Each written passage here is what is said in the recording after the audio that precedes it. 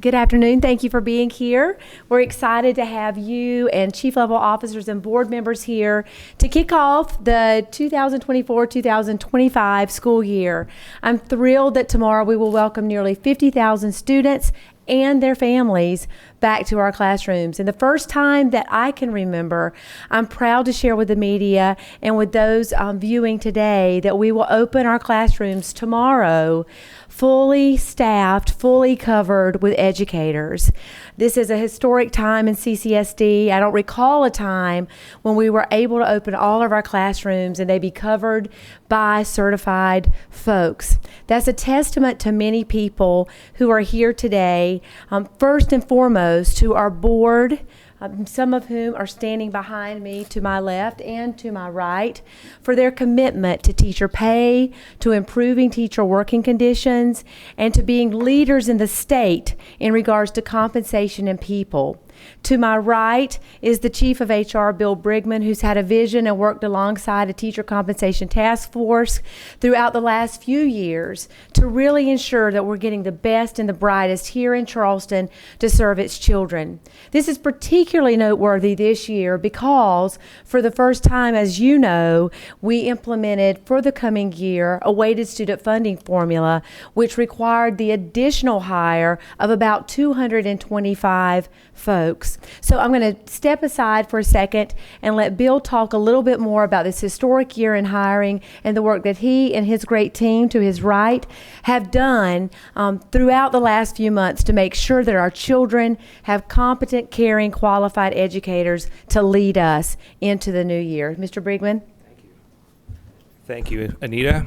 So just wanted to comment a little bit about just numbers and some historical data on what things have looked like in the district over the years when it comes to teacher vacancy and teacher hiring. So as Mrs. Huggins said, we are so grateful and thank the board for their support with this budget, with the increase for teacher pay and the increase for compensation for all staff members this year. So it's really been historic. If many of you have kept up with not just the local news, but state and national, there is a huge teacher shortage across the U.S., across South Carolina. And we've known about this for some time, and we have been preparing for this for a number of years. This HR staff has been committed to making sure that we have teachers and that we have other support staffs in buildings. One of our big initiatives started in 2018 was our Pathways program, where we were able to hire folks who had bachelor's degrees who wanted to be teachers but had never gone through a teacher ed program. So because of that type of program, we were able to add additional teachers into our pipeline as we grow our teachers through a program called Teach Charleston. This year we posted 547 vacancies. We filled those vacancies. 82 of those teachers were special ed teachers, which is one of the most difficult areas to recruit and fill. That's amazing because special ed is critical for this district. So we're very excited and proud about that. Also, Mrs. Huggins mentioned the number of weighted student formula vacancies that were added based on the budget being approved, which caused this staff to have to work very quickly during the summer, and they were able to achieve this. So really excited to say that as of today, I know of 2 positions that are vacant but are covered by certified staff, but there are candidates interviewing as we speak for both of those positions. So I really expect those positions to be filled.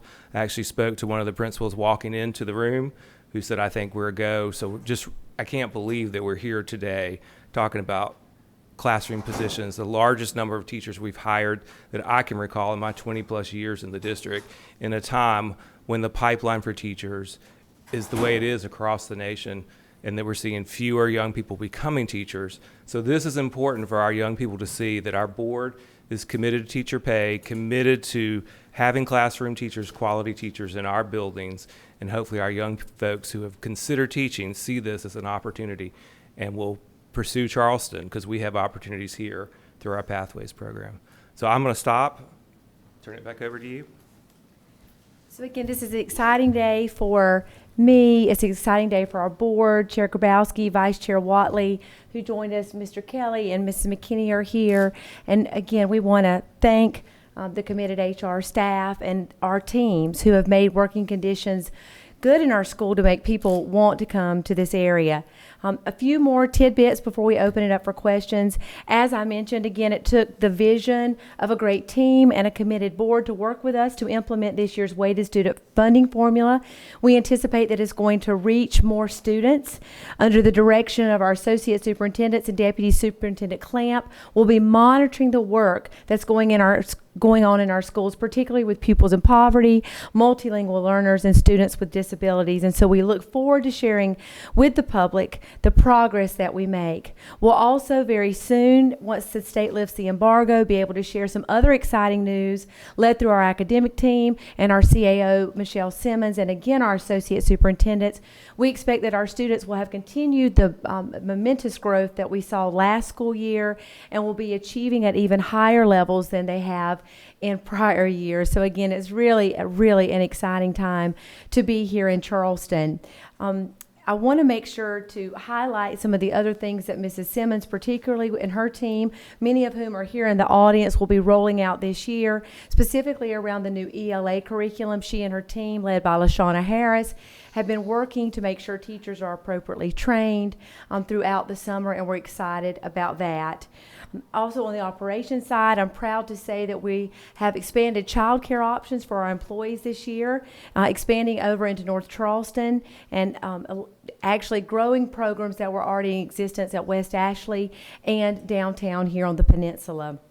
We're also thrilled to celebrate the first day out at Hersey Elementary School tomorrow, and we look forward to mid-year opening up the early college high school expansion downtown. We've added 18 routes through our partnership with First Student in regards to transportation. Mr. Lynch and his team, along with Mr. Baroe, are working hard to make sure all those routes are fully staffed, and to date we've completed 100 facilities projects. We also, like I said earlier, enroll students, but we enroll their families. Our back-to-school hotline is up and running. We've fielded hundreds of calls over the last 2 days, and we've launched a new Facebook initiative that has yielded probably thousands of inquiries at this point. And so I want to thank the committed senior leaders in this room to my right and left who have worked around the clock to make sure we are responsive to the needs of families, because our mission is to not only welcome children, but also those who serve them best. So again, we appreciate you being here. We look forward to opening our classrooms tomorrow in our schools across this district to nearly 50,000 children. Again, I want to thank our committed board, the leadership of our board, for allowing us to think outside of the box about how we do education here in Charleston. So with that, we're certainly open to questions that you have. Chief level officers, HR, and I welcome those at this time. And we'll start with you in the end. Start with me? All right. Wonderful. First of all, it's great to hear all the new initiatives that you and your team are working on. Are there any things that have already been brought up before the school year began that are new concerns regarding things that might have happened last year or this year, just anything out of the ordinary that might be easier to answer here than through the hundreds of Facebook comments that you guys there are a lot of those Facebook comments. Believe me, a lot of them. I answer them nearly around the clock, unfortunately. It's a great question. There are lots of parental concerns about transportation, and so, or lots of questions about transportation, some concerns, and I want to thank the community in advance for the grace over the next few days as we work those things out. Tomorrow won't be perfect for everybody, but it's going to be great for most. So those challenges are ready to be staffed and addressed by Mr. Baroe and his team through our hotline. We have folks that will be ready to walk parents through challenges that they had. We had some hiccups this morning, for example, out in Mount Pleasant, where Wando opened its first day to freshman students. We'll work those kinks out, but transportation has been an issue. Another concern that has been brought to our attention is kaleidoscope and after school offerings, and so we're working now with Mr. Baroe's team to schedule a meeting around that. We've also had questions about student attendance, which is another initiative led by Dr. Shavonna Coakley, who's in our audience, who's put a lot of thought about ways to thoughtfully engage with parents and get them in the classroom. So thank you again, Emily, for the questions. We hope that the hotline and the Facebook opportunities have allowed families to engage with us early so that we've addressed many of those things in advance. Jordan. What was the need for the new bus routes this year? Mr. Baroe, would you like to come and talk a little bit about the new bus routes? So every year we take a close look at the numbers of students on the buses as well as where they're living, and that would potentially require additional routes. Another problem for another demand signal for the additional routes is the traffic, and we all face that each and every day. And I ask our parents to put themselves in our shoes and say, hey, you got to take the same route every day, you got to leave at the same exact time, and you're in many cases going to run into some traffic. So we've done some rerouting to try to get kids to school and back home faster with those additional routes. Jason? Are there any particular goals that you guys haven't reached yet that you're still looking forward to? That's a great question, Jason. I think Ms. Simmons and Dr. Clamp would join me along with the associates, Dr. Swearingen, Dr. Williams, and Dr. Epp and Ms. Haynes. Until all children in this district are reading on grade level, till all are achieving in mathematics and are college and career ready, they're leaving our system ready for whatever life challenges they want to face, we'll always have ambitious goals here. So that work is ahead of us. We know we have to think outside of the box and creatively, Jason, as we work in the new year to make sure we reach the ambitious goals that our board has established and the expectations that we've established to ensure that all kids leave the system ready. So many of our goals are around student growth and achievement, student wellness, ensuring our kids are socially and emotionally well, and student attendance is another challenge. As I mentioned, I'm thankful for the leadership of Dr. Coakley. She and her team have worked through this budget cycle to make sure they have resources and support in place to make sure families are served well. Carlos? You good? Emily? I'm good. You good? Jordan? Can you just speak to how beneficial it is to have all of these positions filled and how it will help the kids in the classroom and just the overall education experience? Jordan, no, I think everybody in this room would agree, everyone to my right, everybody to my left, everybody in front of me, of course, we're all valued members of this system, but the most valuable people for our children are inside classrooms every day.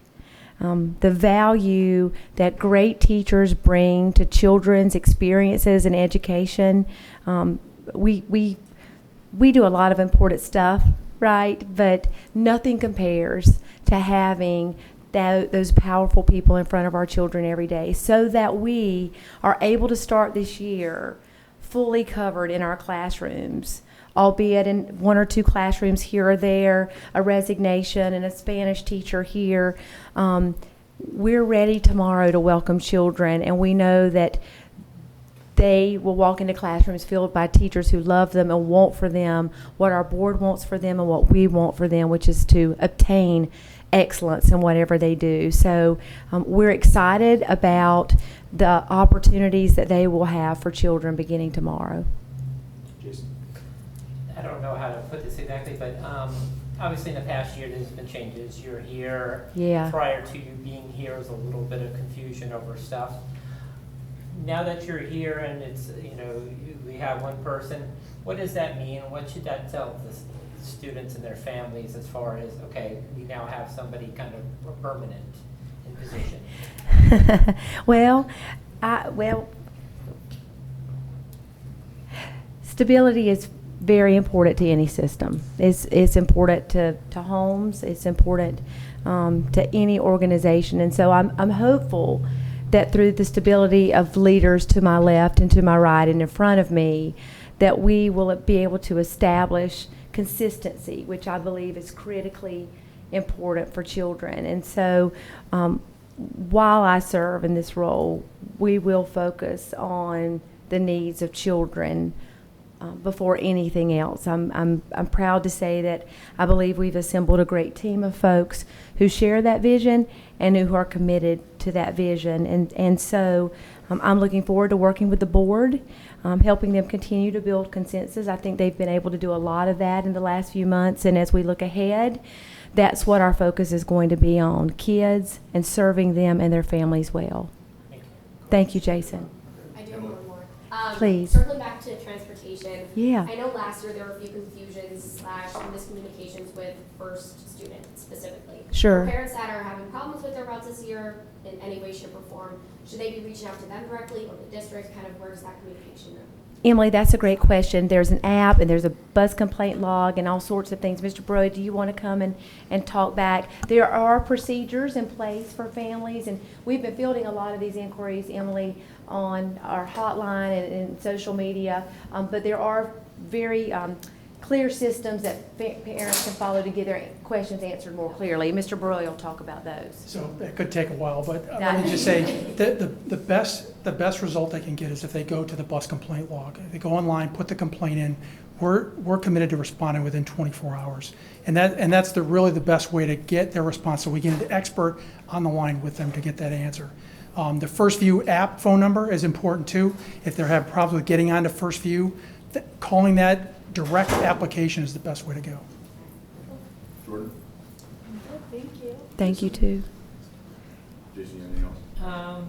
As far as the increase for the pay for those teachers, is this something that you're hoping that this is the kind of like teachers see this and say, wow, they got all these positions, they got this money, we want to see it continue on, and then you use it as kind of a way of growth, correct? Absolutely. We certainly want to use compensation as a way to both recruit and retain teachers, and we'll continue to work with our board in the new budget cycle to ensure that we address the living conditions here in Charleston and the need for fair pay for employees who are serving kids in the Low Country.